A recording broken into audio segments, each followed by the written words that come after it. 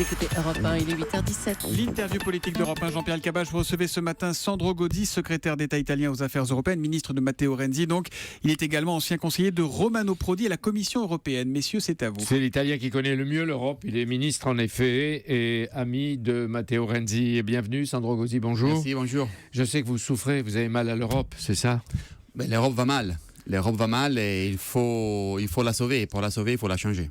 Oui, et on a tous besoin de l'Europe. Elle est apparemment inerte, débordée, dépassée. Vous dites qu'elle risque même de se disloquer. Oui, si elle ne change pas, c'est la dislocation. Il faut donner des réponses européennes, efficaces, fortes, à la sécurité, à l'immigration, au chômage. C'est comme ça qu'on peut reprendre un peu un lien avec les citoyens. Et d'abord, l'immigration avec la Grèce, c'est vous, l'Italie, qui subissait un choc migratoire continu et de grande ampleur et que votre gouvernement a du mal à maîtriser, tout seul. On a fait pour des années les boulots pour tout le monde, seul. Maintenant, il faut que tout le monde assume ses responsabilités parce que la Méditerranée, c'est la frontière commune de l'Europe. Et donc, il faut la gérer ensemble. Oui, à Rome, j'ai lu dans le livre que vous publiez, Génération Erasmus, j'ai lu que chez votre bureau, vous avez posé un gilet de sauvetage orange, usé, utilisé par une femme de Somalie qui a été naufragée et survivante. Elle est un symbole. Et vous dites que l'Europe doit agir ensemble. Un seul pays ne peut pas régler ses problèmes. Il y a une Europe solidaire et elle n'existe pas assez. Pas assez, et donc on a une Europe perdante et inefficace. Il est clair que face à une crise comme celle migratoire, soit on développe des politiques véritablement communes européennes, soit on est destiné à subir. C'est le cas. Pas encore. Il faut travailler sur les frontières extérieures. Il ne faut pas se tromper des frontières. Parce que Schengen est un acquis qui est jugé nécessaire et controversé. Mais j'ai lu que demain, mercredi, la Commission de Bruxelles va autoriser les États qui le veulent à prolonger les contrôles aux frontières pendant encore 6 mois. Vous dites que l'Europe n'est pas née pour se fermer, mais elle se ferme. Il ne faut pas se tromper des frontières, je disais. Si on veut résoudre les problèmes et de l'immigration et de la sécurité, ce n'est pas à nouveau sur les frontières nationales qu'il faut revenir. Il faut travailler sur les frontières extérieures. Il faut créer un corps de police européen. On a trouvé un accord au Conseil à Bruxelles. Maintenant, il faut faire vite. Il faut mettre en place des nouveaux instruments, des nouvelles politiques pour gérer véritablement les phénomènes là où on peut être efficace. Et c'est la frontière extérieure. Remettre des frontières nationales entre nous, ça sert à rien. Ça ouvre une autoroute au mouvement populiste et xénophobe qui voudrait détruire l'Europe et ça nous coûte aussi beaucoup au niveau économique. Donc, d'après moi, c'est pas la voie. Sandro Gozi, aujourd'hui, les députés français engagent un débat musclé, vif sur la réforme du Code du travail. Comment vous avez réglé ça avec Matteo Renzi il y a 1 an et demi? Vous êtes son ministre, vous avez assisté à tous les conseils européens depuis 2 ans, vous êtes à ses côtés en permanence. Quand on voit des photos, vous êtes toujours à côté de lui ou derrière lui. Comment vous avez réglé ce problème? On a réglé avec une réforme qui donne beaucoup plus de flexibilité à l'embauche et au licenciement et beaucoup plus de sécurité avec des protections croissantes dans le temps et ça a marché. Parce que dans la dernière année et demie, on a créé plus de 900 000 plus de 936 000 nouvel emploi avec les Jobs Act, avec la nouvelle loi. Le chômage est descendu de 13,6 à 11,4.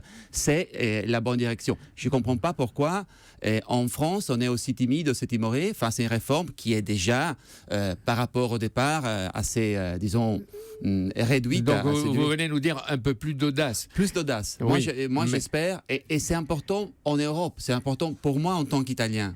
C'est important si le marché du travail en France recommence à marcher, à fonctionner de façon efficace.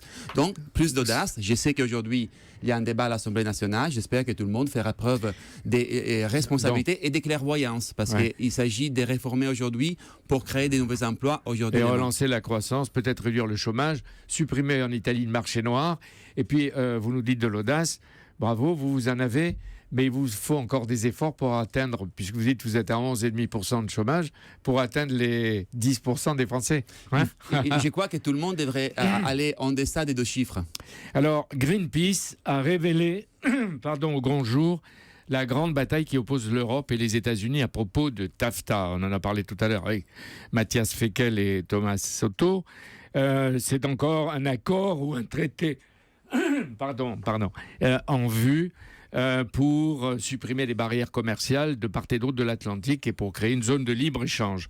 Quelle est la position de l'Italie? Parce qu'encore une fois, l'Amérique veut imposer sa domination. C'est pas comme ça que nous voyons les choses. Pour nous, pour nos entreprises, notamment pour nos petites et moyennes entreprises, TAFTA, c'est une grande opportunité. Nous pensons que nous allons augmenter les produits intérieurs bruts, les productions, les opportunités pour les entreprises italiennes et européennes grâce à cet accord. Certes, il faut être vigilant. Il s'agit d'avoir des règles communes qui soient dans l'intérêt des Européens et notamment plus de réciprocité dans les marchés publics et plus de protection des spécificités européennes dans le domaine agroalimentaire. Ça, ce sont deux Parce que points. vous êtes concerné avec votre fromage, vos vins, Absolument. votre Chianti. Sur toute la contrefaçon, il y a ce qu'on appelle Italian sounding, à savoir il y a 60 milliards de produits chaque année qui sont vendus comme italiens, alors que l'Italien, ils ont seulement les noms. Et il est clair que cette négociation doit nous aider aussi à protéger les bons produits italiens, français et d'autres pays européens. Pourquoi laisser Bruxelles négocier tout seul et en secret dans les rapports avec les États-Unis ? Est-ce qu'il faut arrêter, ou peut-être c'est une option, a dit Mathias Fekl tout à l'heure sur Europe, est-ce qu'il faut arrêter, changer les règles pour ne pas se laisser dominer, encore une fois, par la puissance américaine? Il faut tout faire pour avancer. Obama est un président sortant très intéressé à avancer dans cette négociation. La Commission négocie pour toute l'Europe, mais c'est les gouvernements qui peuvent et doivent être très vigilants. Et nous voulons et nous sommes très vigilants sur le travail que la Commission européenne, dans la politique commerciale, fait pour tout le monde. Le président Obama, que vous citez, voudrait que cet accord soit bouclé avant son départ en janvier 2017. Il faut attendre plutôt son ou sa successeur, si je comprends. Ça sera difficile de terminer avant le départ d'Obama, mais il faut avancer dans ces mois parce qu'on a un président qui est intéressé à un nouveau partenariat avec l'Europe. Le XXe siècle a fini par détruire les murs, avez-vous dit. Le mur de Berlin qui voulait figer une frontière, anesthésier un continent. Les murs tombaient en même temps que les dictatures. Et vous, l'Européen, est-ce que vous ne craignez pas que le XXIe siècle se mette à reconstruire des murs ? C'est ça qu'on voit en Europe et c'est la destruction de l'identité européenne elle-même. Nous, les Européens, on a fait des choses terribles, on a inventé des choses terribles. Dans la Deuxième Guerre mondiale, on a inventé la Shoah, on a inventé Auschwitz. Après la Deuxième Guerre mondiale, on a inventé une chose formidable. L'Union européenne, espace de liberté sans frontières intérieures. Il faut construire ce acquis et pas revenir en arrière aux erreurs que nous avons produites dans les derniers siècles. Vous continuez à croire et à défendre l'Europe, vous êtes à contre-courant. Hein, vous savez ça? Bien sûr, mais faire de la politique, faire de la bonne politique, ce n'est pas prendre position sur la base du dernier sondage. Voilà. C'est avoir le courage aussi, dans certains moments, d'aller contre-courant. D'autant plus que vous dites l'Europe centrale, l'Europe avec la Pologne, l'Autriche, la Hongrie, tentée par l'islamophobie, on le voit, l'Allemagne, l'antisémitisme et le nationalisme qui est extrêmement dangereux. Il y a beaucoup de défaillances en Europe, je vais vite, il n'y a qu'à regarder votre livre.